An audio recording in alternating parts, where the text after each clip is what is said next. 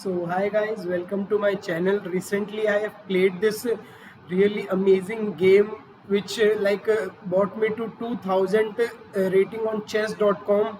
Like this game I was completely losing at one point, but I bounced back and won. So let's see. So I played e4, he played e5, I played knight f3, he played knight c6, and our usual opening. You can see on our channel also my favorite opening, the Italian opening.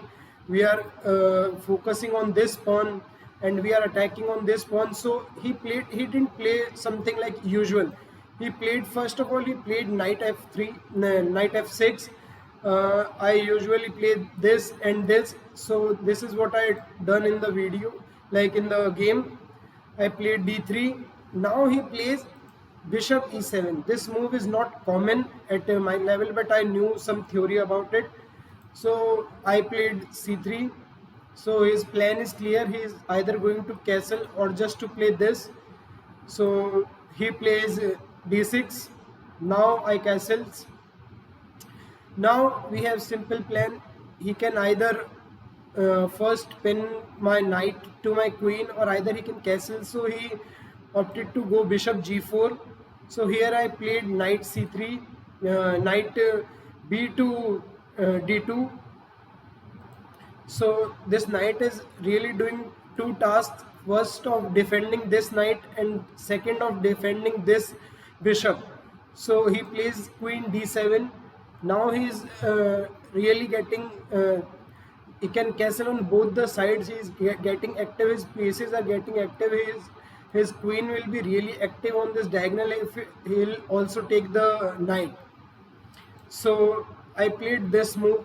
I thought if the knight will go there, so if the knight will threaten my bishop, my knight is already defending this bishop, and this will be a good square for my knight as well.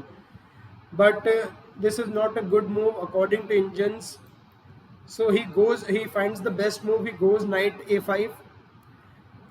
Now I thought, why not to gain a tempo by attacking a piece. So I attacked the knight on a5 square. So I took with the knight. So now we have good pressure on this square. So he cannot easily push this d5 break. Otherwise we are going to take this pawn. So for now he castles it out. Now my pieces are not well coordinated. They are doing their job. They are active but not well coordinated for now. So I played h3 for now to poke his bishop. He goes to h5.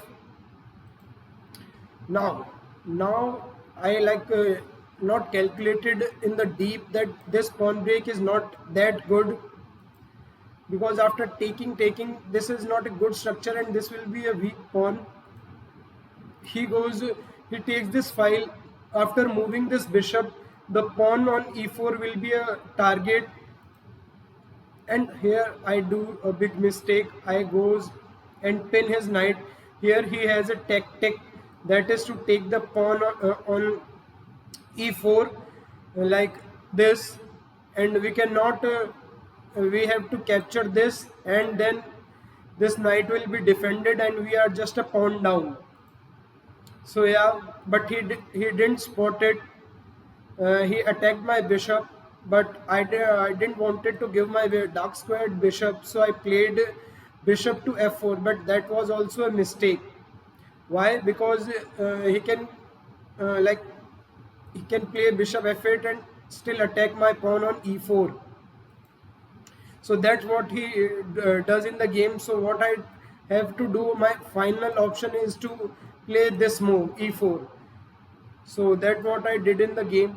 But here he has a really good move, that is to play d5, because my knight is not will not be as good as, because when we'll go there he'll play bishop to g6, then our knight will be very passive on this square. But he didn't find it. He took, and that was a good opportunity for us. We took with the knight. Now our knight's problem is solved, although we have an isolated pawn here, but we'll deal about that later.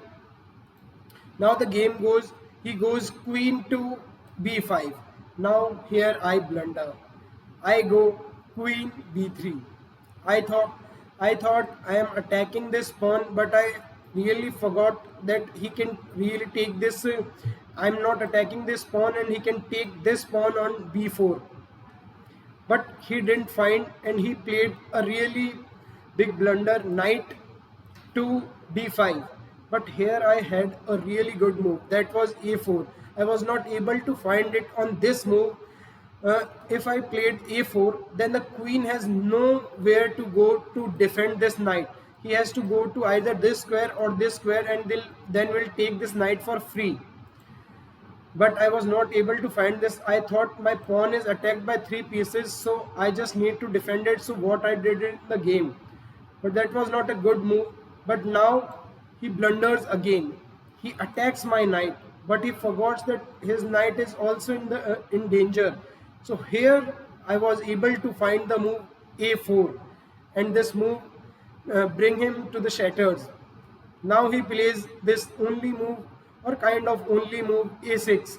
He has only two moves. He cannot defend his this knight because these two squares are covered by our knight sitting here. So he goes to a6.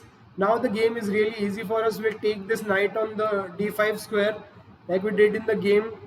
Now his king is completely gone. I attacked his bishop in the center.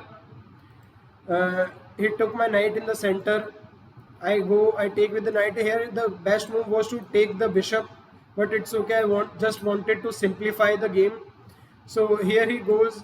Here he goes to the d8 square with the rook and attacks my queen, but that's not a big move. I'll just go there, and you can see that this bishop is completely trapped on this diagonal.